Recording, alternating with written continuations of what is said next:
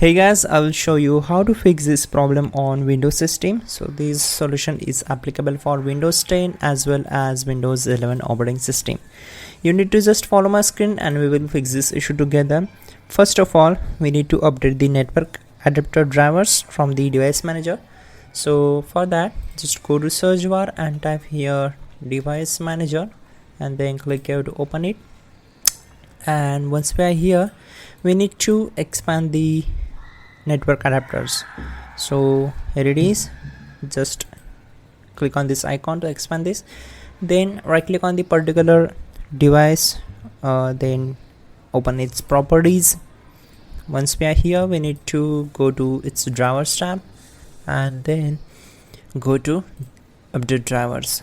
So our network is not working, still we are going to use this first option, and if this not works, then go back and choose the second one.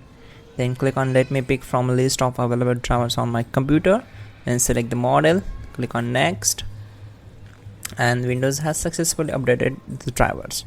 So we need to restart the system, but before that we are going to execute the final method. That will be right click on the start icon, then click on settings, then go to network and Ethernet or internet, and then select the advanced network settings and then go to network reset. Select reset now, select S, and then we need to restart the system.